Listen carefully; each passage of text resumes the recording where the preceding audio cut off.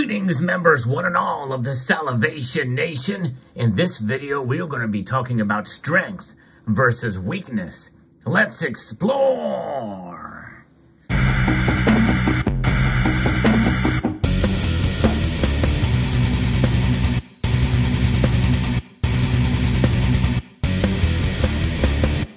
That's right, it is all about the strength, and we want to be strong. We want to be able to invest in things that are strong. I say that in a general sense. In other words, where should we put our faith? We put our faith in strong things. I can't think of anything stronger than God himself. That's right. That is the ultimate form of strength for sure. And why not invest and put money and your time and efforts into things that are very strong, that do not go away, that have proven themselves time and time again. That's gold and silver, folks. And they are up today, finally, especially after what happened yesterday. Now, for those of you who have read the title of this video, you probably already know what the thing is that is weakening, because it was weakening yesterday, but gold and silver didn't react to it. So we're looking at the markets today, and we can see that gold and silver are indeed up. I'm going to report those prices to you right now, but if you don't mind, while you're here, if you could just dabble in with your finger or thumb and press that button down below, the one with the little thumbs up on it. It would be greatly appreciated. It does help out the channel with the algorithm and the like. And yes, indeed. So thank you for that. And subscribe to the channel if you haven't done so already. So where's gold sitting at today? It is up marginally, up almost a full percentage point, up 0.85%, up $16.70 to $1,974. So it is creeping back up there a bit. Silver is up over 1%. It is up a full quarter to $23.41. Folks, I think we're starting to see new levels of resistance now for gold and silver's price. And I believe that we are, the more days that we see these numbers to the upside, the better chances are that when the next rate hike comes, which I think there will be another one, it's not going to have that much of an effect, just like it didn't have that much of an effect. In fact, gold and silver moved the opposite way in spite of that. But that's not the weakness I'm talking about. The weakness of the Fed is starting to become apparent now, because whatever they're saying, gold and silver are not reacting. At least they didn't as much this time because of what we know is coming down the pike. I'm going to be referencing an article here from Kitco that talks about this, and it is bargain buying is what they're saying. Now, I did get a little pushback when I talked about the unusual activity of gold and silver's price for profit taking. But that is what happens in markets. People buy and sell commodities and stocks all the time if there's a radical move one way or the other. And they saw the prices go down, so a little bit of a bargain buying. Gold prices are up modestly, and we've seen that because of that. Global stock markets were mixed overnight, and U.S. stock indexes were pointed towards a slightly lower openings when the New York Day session began. And the U.S. and European banking crisis appears to have stabilized for now. And that's just it. That's the caveat here, because, you know, this is something that could be sort of in the eye of the storm, so to speak. And we are in the midst of that eye.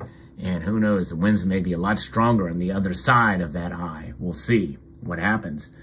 But, you know, the thing is what's going on here is what else is hurting right now? It is the dollar. That's right, the dollar index. And that is what was weakening yesterday. But finally, gold and silver are reacting to it after yesterday's weakness. In fact, it is down 0.32% today, down to 102.42. Folks, that gets closer to that $100-point level.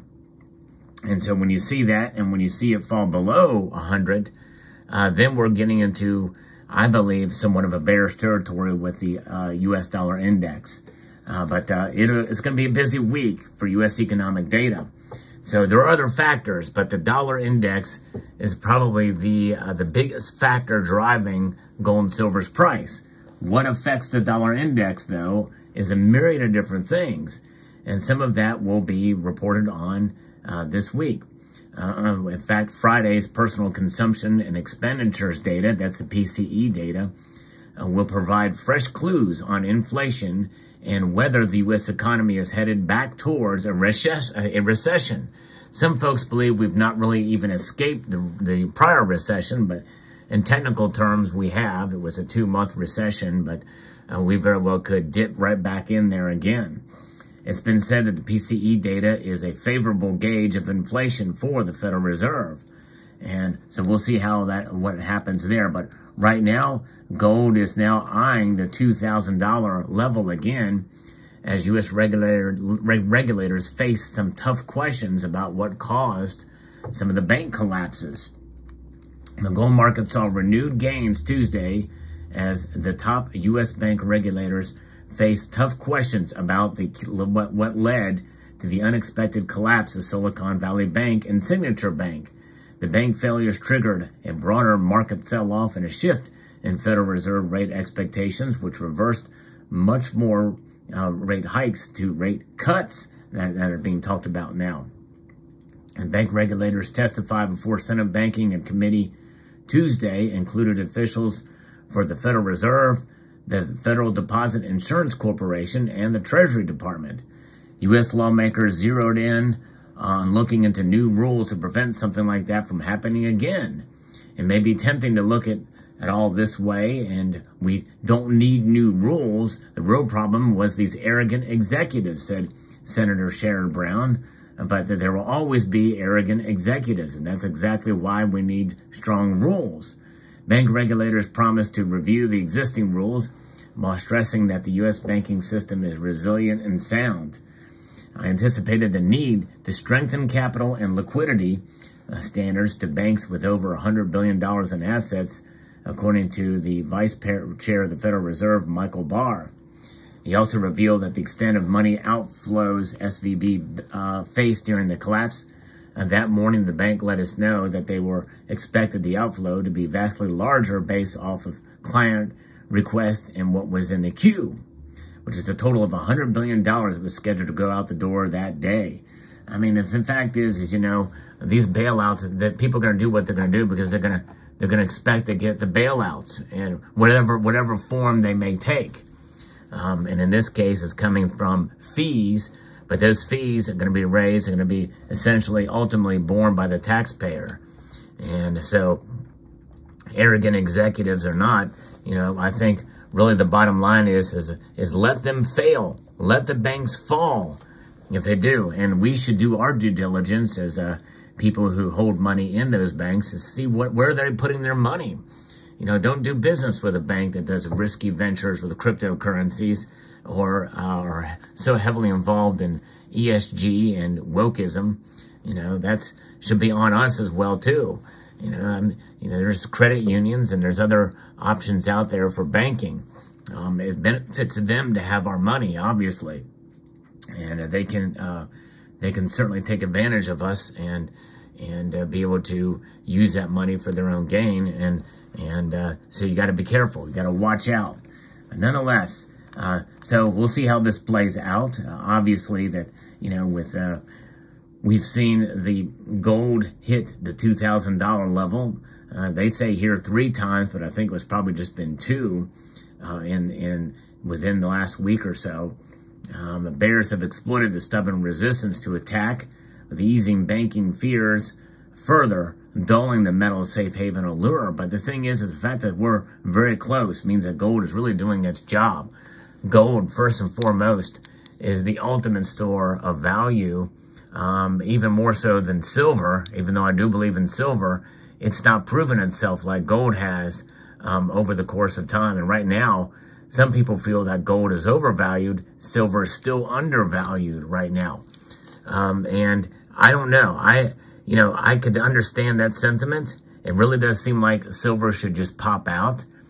Today's price movement is a positive step in the right direction, as it is performing a little better than gold as it's supposed to do. It usually does during these times, but it hasn't borne out to be the case in every single time, which is why we have a very wide gold to silver ratio right now, sitting just below 85 to 1. But we'll continue to press on and understand that no matter what the price is for these metals, we'll continue to hold on and stack as we can afford to do so. And that's what it's about. It's about preservation and preserving your wealth with strengthened assets. And gold and silver indeed are strong in that regard. And they've proven themselves over thousands of years, but you have to be strong as well when you're dealing with the markets and the fluctuation of price during these times. That's really the thing about strength that really does get us, but finally we're seeing gold and silver react as they should based off of the weakness of the dollar.